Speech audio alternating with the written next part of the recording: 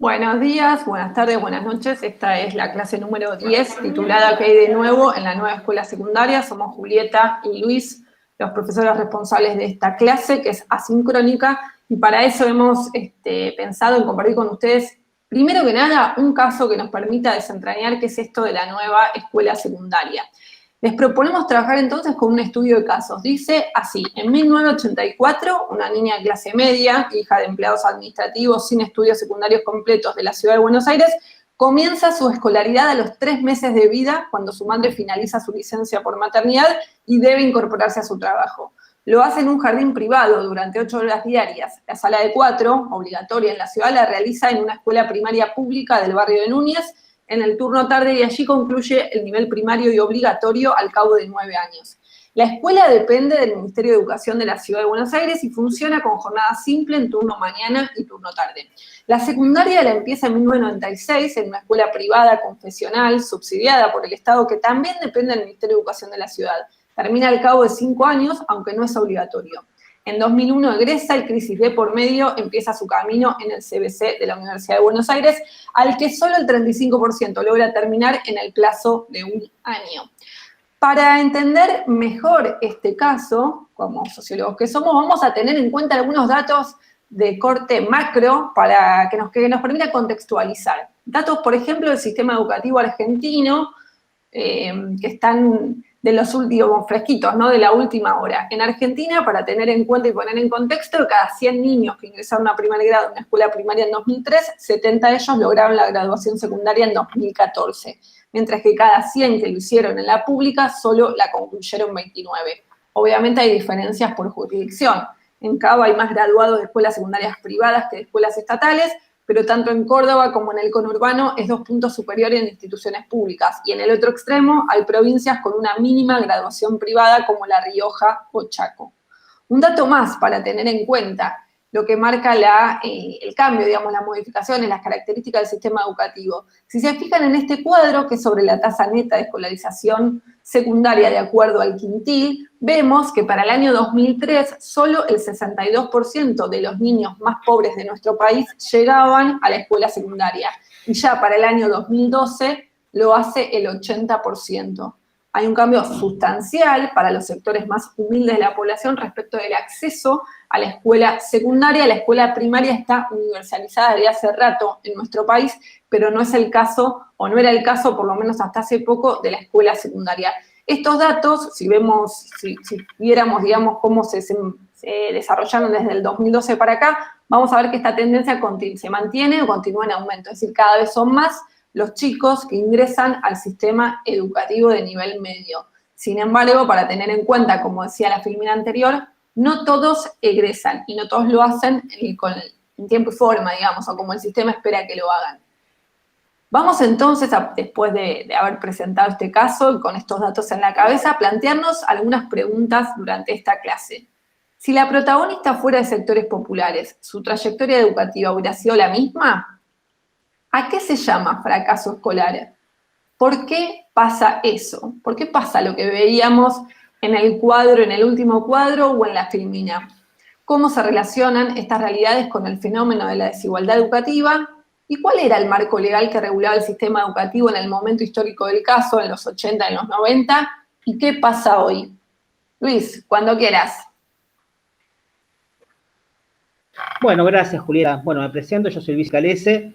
La idea, digamos, de esta clase es, en principio, poder conectar los cambios y las transformaciones que hubo a nivel de la legislación que regula la educación y el aula, es decir, cómo afecta, digamos, la política educativa al aula.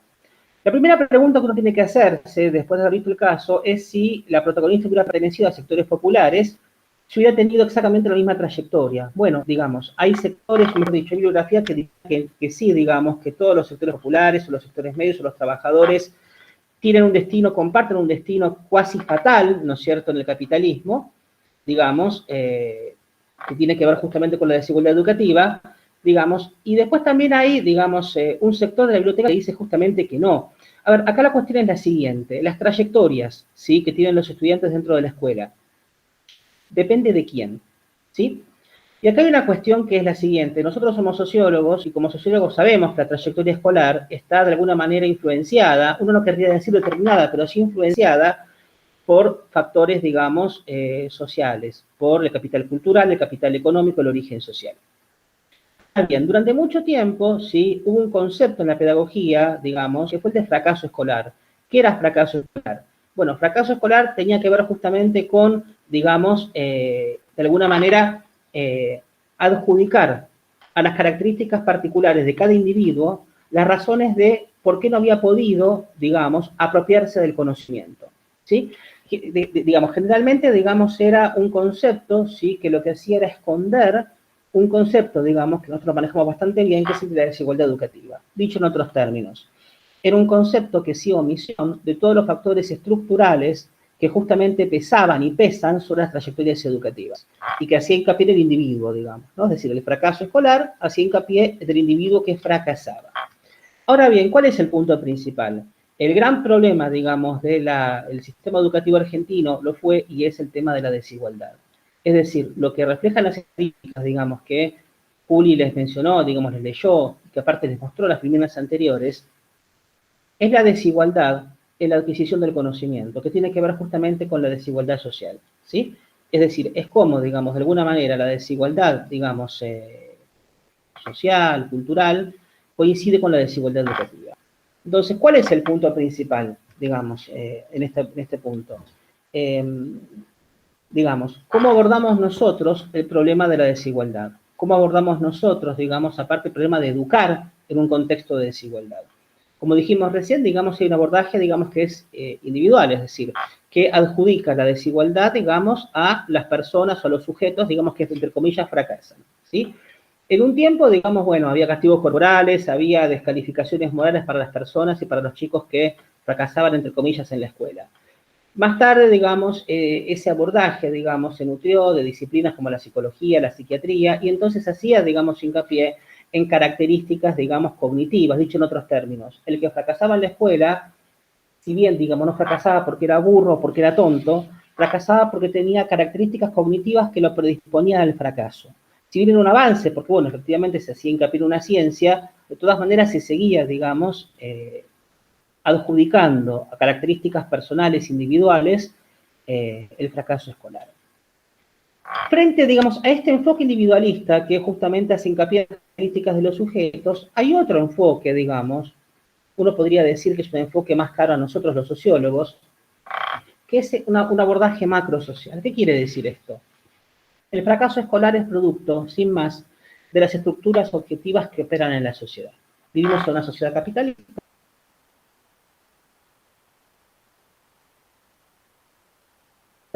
La sociedad capitalista tiene ciertas necesidades. El sistema educativo argentino es un sistema educativo dentro de una sociedad capitalista y las estructuras sociales, digamos, producen como fenómeno, digamos, el fracaso escolar. Sin más, estas estructuras excluyen y predisponen a ciertos sujetos por origen social, digamos, al fracaso. ¿Cuál es nuestro enfoque? Bueno, nuestro enfoque, digamos, justamente, si bien desecha activamente, digamos, el enfoque individual del fracaso escolar, tampoco considera que las estructuras sociales objetivas que operan determinan fatalmente el destino de los sujetos, sino que hay una instancia, digamos, de mediación que tiene que ver justamente con los dispositivos institucionales, con la forma en que funcionan las escuelas, que, digamos, permiten que incluso en el marco de la desigualdad, por ejemplo, y al respecto, digamos, hay bibliografía y aparte, digamos, hay investigaciones que muestran esto, que, por ejemplo, que tienen o que atienden a chicos de poblaciones social y culturalmente similares, tienen resultados distintos a partir de distintos dispositivos institucionales y pedagógicos, es decir, a partir de una distinta gestión del sistema educativo. Es decir, nosotros ponemos el acento en cómo la gestión de la educación, ¿sí?, es una respuesta frente a la desigualdad. La política educativa, en última instancia, es una respuesta frente a la desigualdad. Ahora bien, hicimos esta pregunta al principio de la exposición, que tenía que ver, digamos, con cuál era el contexto, porque la niña, digamos, la chica, digamos, del caso, de alguna manera, digamos, se había educado bajo otra ley, digamos, que no es la ley que rige hoy.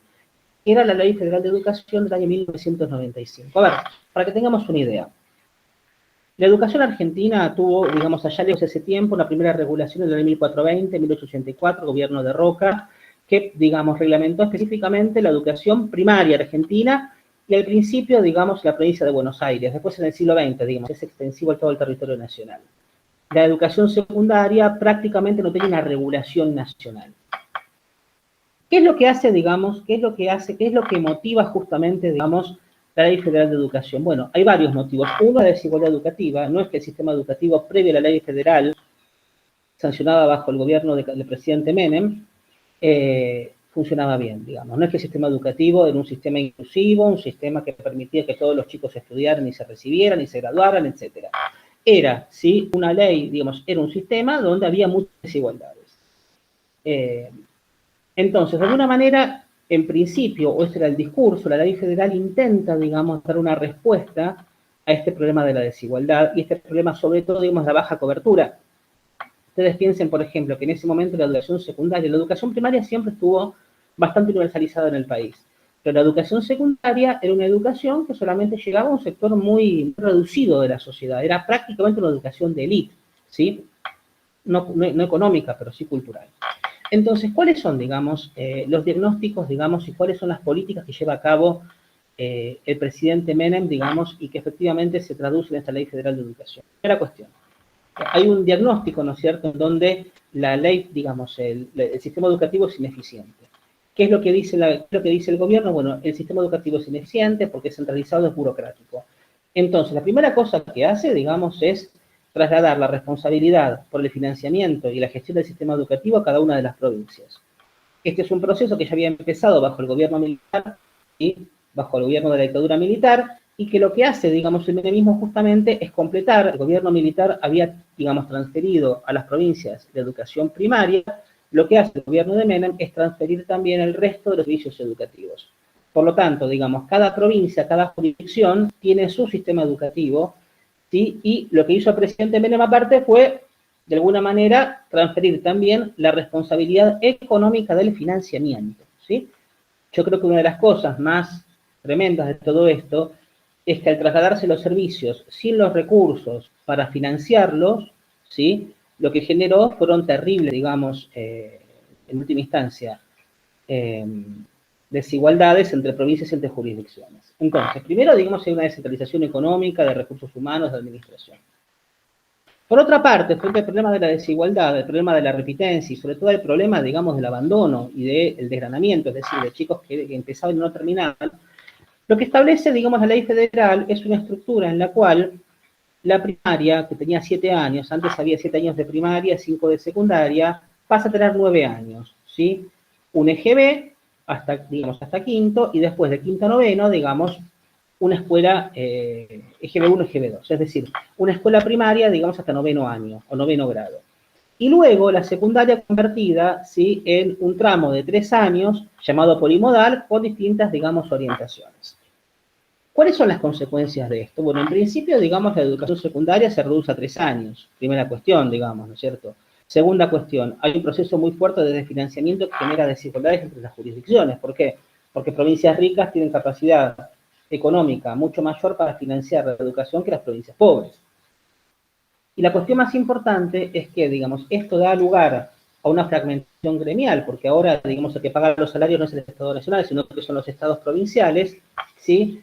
Y por supuesto, digamos, otra de las cosas que esto, de una manera, es como que promueve, es un proceso de privatización. ¿Qué quiere decir esto? Que cada vez más familias, sobre todo de clases medias, abandonan la escuela pública, la escuela de gestión pública, de gestión estatal, para poner a sus hijos, digamos, en la escuela de gestión privada.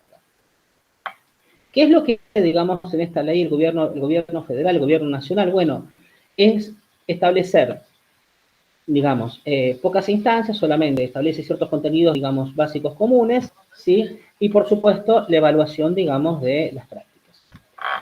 Ahora bien, ¿a cómo llegamos al 2006 en este contexto? Primero llegamos, ¿no es cierto?, con digamos, un sistema educativo súper archifragmentado, súper archisegmentado, con tremendas desigualdades educativas en su interior, entre provincias, entre instituciones educativas. La escuela secundaria, digamos, el polimodal no era obligatorio, con lo cual la escolarización obligatoria era hasta noveno año, ¿sí? Y por supuesto, digamos, llegamos aparte, digamos, con, bueno, bajos docentes, producto, entre otras cosas, digamos, del desfinanciamiento, de la fragmentación gremial, etc. ¿Qué es lo que pasa en 2006 entonces con el Nacional de Educación, digamos, ya del presidente Néstor Kirchner? Justamente, digamos, un diagnóstico en donde se dice, bueno, esta ley, digamos, del menemismo fracasó, ¿sí?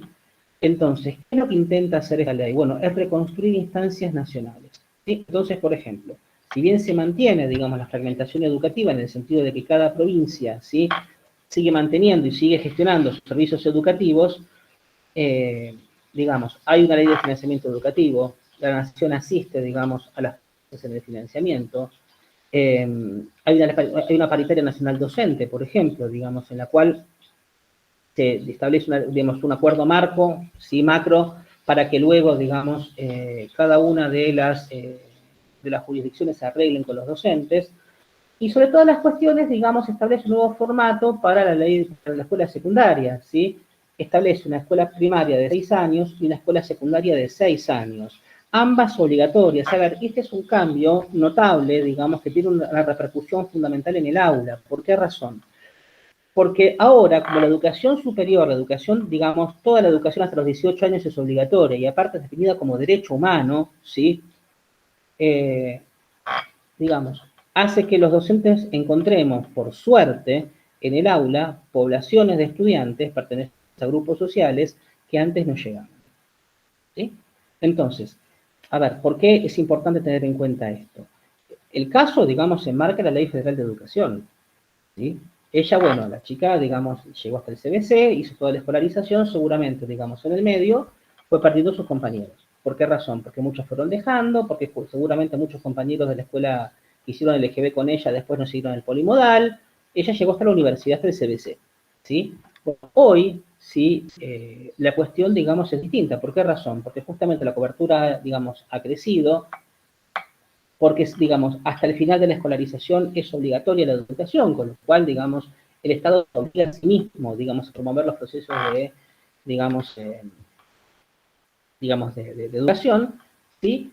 Y, sobre todo, digamos, el Estado, digamos, ahora, reconstruyó instancias, digamos, nacionales, ¿sí? No solo de financiamiento, también, por ejemplo, digamos, el Consejo Federal de Educación, que congrega a los ministros de cada una de las jurisdicciones, porque si bien se mantiene la fragmentación, se mantiene, digamos, los 24 subsistemas educativos, hay una instancia, digamos, nacional con, digamos, resoluciones que son vinculantes. Se crea el Infod, que es una institución que forma docentes, es decir, la formación docente también es asumida, digamos, por el Estado Nacional. No los institutos de formación docente, pero sí, digamos, en lo que es la formación ya en servicios, es decir, la formación, digamos, de posgrado sería, ¿no es cierto?, que asume el Estado Nacional.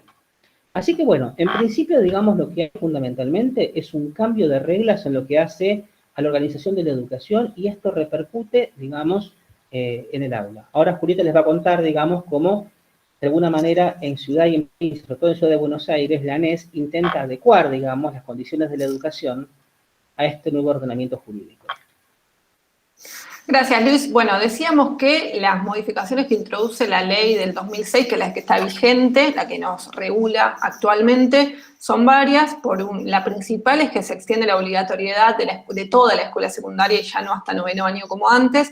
Cada jurisdicción tiene autonomía ahí para decidir si organiza, como decía Luis, en 6 y 6 o mantiene 7 y 5, como todavía sucede en la Ciudad de Buenos Aires, pero se extiende la obligatoriedad. Esto no pasa ni siquiera en países europeos, digo, es un evento bastante significativo porque obliga a desentrañar un montón de mecanismos de expulsión que estaban vigentes. De hecho, muchas autoridades y docentes vieron con malos ojos la extensión de la obligatoriedad en el sentido que entendieron que eso iba a traer modificaciones adentro del aula, porque algunas prácticas muy expulsivas de algunos alumnos en particular, que no se ajustan por ahí al modelo de estudiante ideal, eran resueltas, digamos, con la expulsión de esos estudiantes. Y eso ahora no se puede hacer.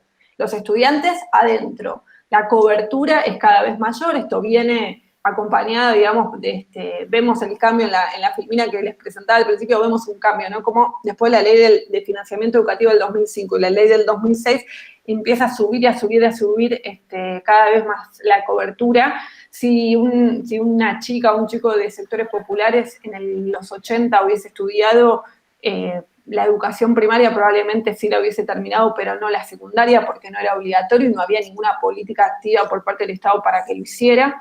Sí seguimos viendo, por ejemplo, por supuesto, niveles de desigualdad, ¿no? Hay una adquisición desigual en el acceso al conocimiento. La pandemia ha puesto de manifiesto cómo la brecha digital se suma, digamos, o complejiza más aún la situación de la desigualdad educativa preexistente. Y ese es, por ejemplo, un problema que sigue vigente, pero el Estado cambió su posición respecto a este problema. Las líneas de continuidad y las líneas de ruptura entre la ley federal y la ley de educación nacional actual son varias. Entre las de continuidad está la descentralización, que como decía Luis se mantiene igual. Pensemos que este es un país federal y que muchas provincias apoyaron la posibilidad de, digamos, defender sus propios sistemas educativos, aunque por supuesto nadie estuvo de acuerdo con hacerlo sin los fondos necesarios, y eso significó un cambio muy, muy problemático, sobre todo para las provincias más pobres del país. La fragmentación gremial continúa, porque como está descentralizado, cada gremio docente de cada provincia pelea su partida, su sueldo, su salario con cada ministerio. La centralización de los contenidos también continúa vigente y de la evaluación, son esos operativos que seguramente han escuchado hablar que se hacen a nivel nacional para ver cómo estamos, y también los niveles de gobierno en el sentido de que la Ley Federal de Educación Superior crea el Consejo Federal de Educación que reúne a todos los ministerios y se mantiene vigente, solo que desde el 2006, como decía Luis, con un rol más preponderante porque están obligados todos los ministerios de cada jurisdicción a cumplir con aquellos acuerdos que se realizan en el marco del Consejo Federal de Educación. Entre las líneas de ruptura vemos que actualmente ya no hay más polimodal, hay nueva escuela secundaria y obligatoriedad de toda la escuela secundaria en su formato de 5 o 6 años. Y aparecen nuevas modalidades y nuevas orientaciones, además de la creación del Infot y la Ley de Financiamiento Educativo. La ANES aparece en la Ley Nacional de Educación en el año 2006, en el texto de la Ley de Educación, de la Ley Nacional de Educación, cuando se declara la secundaria obligatoria en Argentina, y es la respuesta oficial, la respuesta que da el Estado al problema de la desigualdad educativa. ¿Qué queremos decir con esto? Que la ANES es la propuesta estatal frente a la situación actual de la educación media, que hace hincapié en esas dificultades institucionales y pedagógicas del formato escolar y no en las estructurales ni en las cognitivas, y por ello propone una serie de modificaciones del formato escolar. Quiero decir, la nueva escuela secundaria se va a parecer al tercer abordaje que proponía Luis al principio, ¿no? Este abordaje que va a mirar los dispositivos institucionales y pedagógicos que explican en parte las dificultades de algunos sectores dentro de la escuela. ¿Por qué? Porque la escuela secundaria original, el formato escolar, el dispositivo, fue pensado hace mucho tiempo atrás para otros sectores sociales y con otros fines. Hoy a esta misma escuela llegan sectores que históricamente estaban excluidos, con características y dinámicas diferentes, que enriquecen la escuela, pero que hacen, digamos, tensionar ese dispositivo institucional de otra época, ¿no? Y además la escuela tiene otros sentidos, digamos, la Ley de Educación Nacional establece que la escuela secundaria tiene como objetivo que las personas podamos insertarnos laboralmente en el mercado de trabajo, continuar nuestros estudios superiores y ser ciudadanos activos, críticos, participativos. Esos no son los objetivos o lo que se esperaba de la escuela secundaria tradicional, que estaba pensada para formar la élite gobernante en su momento y era solamente, digamos, un espacio de privilegio para sectores muy, muy chiquititos, muy pequeños de la aristocracia argentina. Bueno, en este contexto, entonces, la ANES, la nueva escuela secundaria, es una propuesta de modificación del dispositivo institucional del formato escolar que encara el Estado desde la Ley Nacional de Educación del 2006 y que se va a ir implementando de manera diferente en cada una de las jurisdicciones porque hay autonomía, ¿no? Porque vivimos en un país federal y como está descentralizado el sistema educativo a nivel medio, cada Ministerio de Educación de cada jurisdicción tiene autonomía para implementarla en función de sus posibilidades y características. Pero en términos generales hay algunos consensos. La ANES propone modificaciones sobre 4 aspectos. Hemos revisado toda la normativa, está en la bibliografía de la clase que se ha publicado en el Consejo Federal de Educación sobre este tema y hemos organizado en estas 4 aspectos o dimensiones.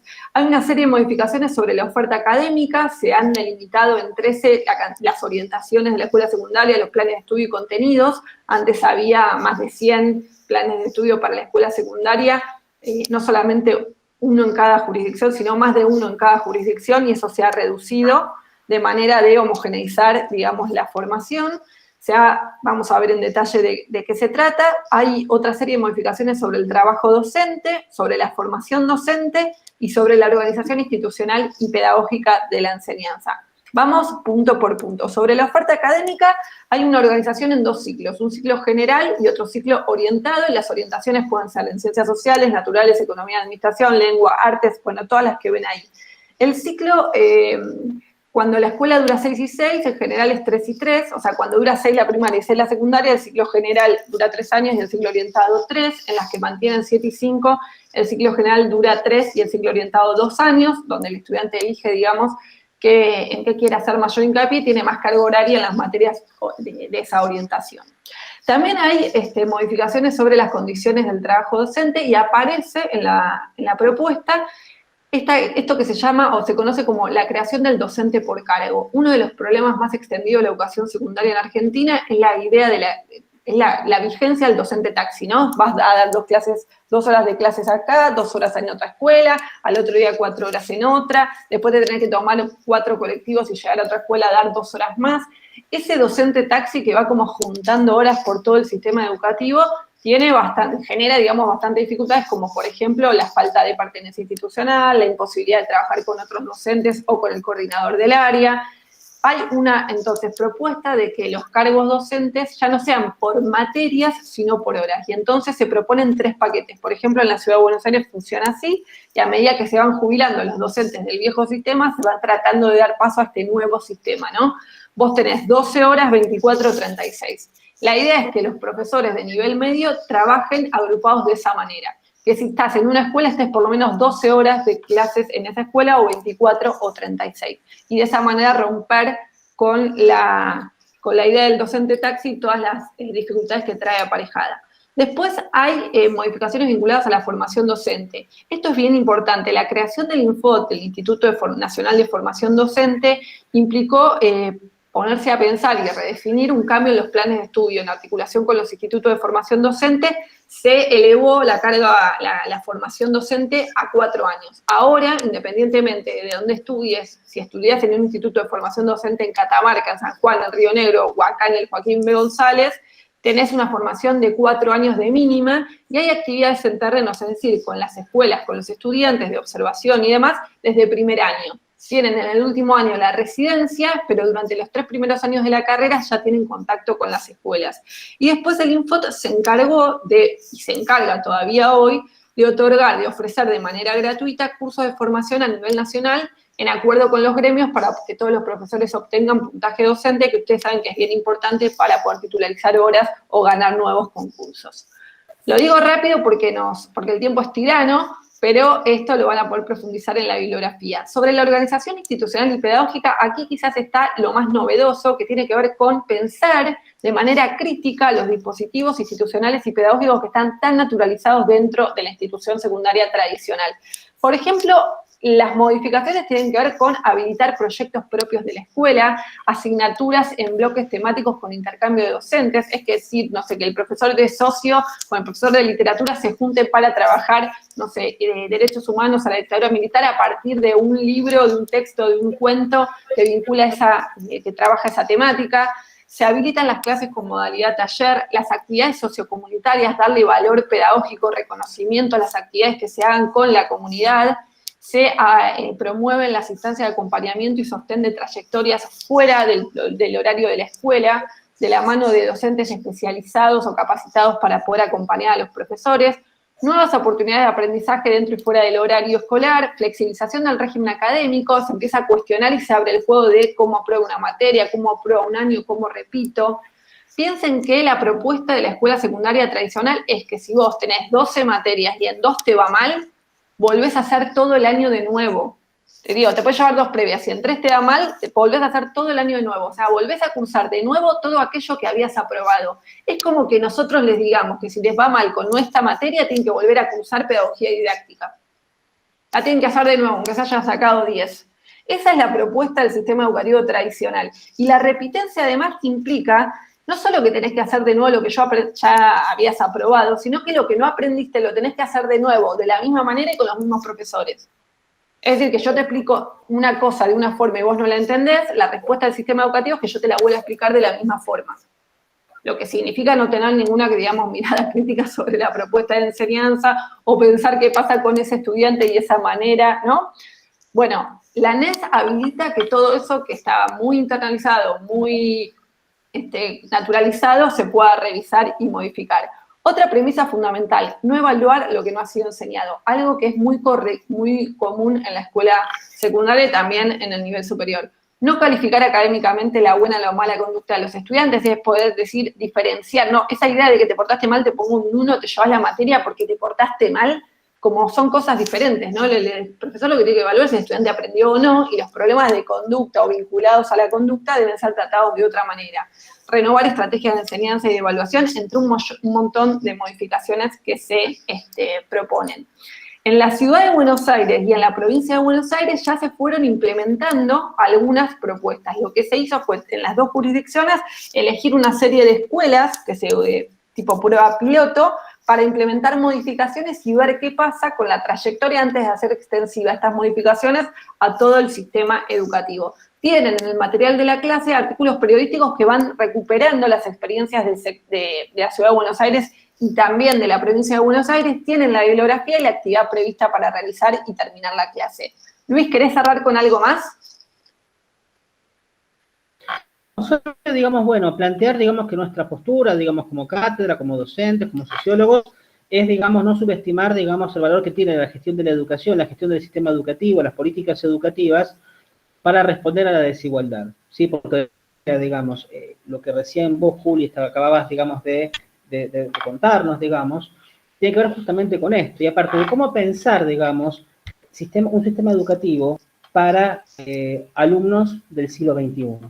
Sí, básicamente, es decir, esta cuestión de la vinculación con la comunidad, esta cuestión de trabajar por proyectos, de tener en cuenta los intereses en el trabajo en talleres, digamos, tiene que ver también no solamente con responder, digamos, a la desigualdad educativa, digamos, sino también, digamos, con responder a una demanda, digamos, que tiene que ver con el tipo de alumnado que tenemos en este siglo, ¿sí? Es decir, esta cosa de por ejemplo, cambiar de un currículum armado por materias, por disciplinas, en donde los conocimientos que se enseñan no tienen ninguna vinculación con ninguna pregunta que los alumnos se hagan, en donde, digamos, las disciplinas son sacrosantas, digamos, y prácticamente no hay vinculación con la realidad, con la comunidad. Bueno, la idea justamente acá es recuperar esa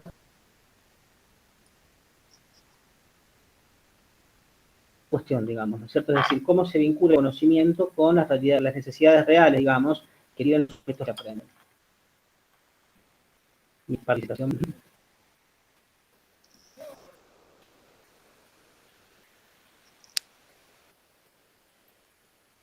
Bueno, cerramos entonces de esta manera. Dejamos abierta, por supuesto, el canal de comunicación para que nos puedan plantear o consultar lo que quieran de cara a la actividad, que está definida en la hoja de ruta y ya está subida en el campus. Esperamos, bueno, verlos pronto. Gracias.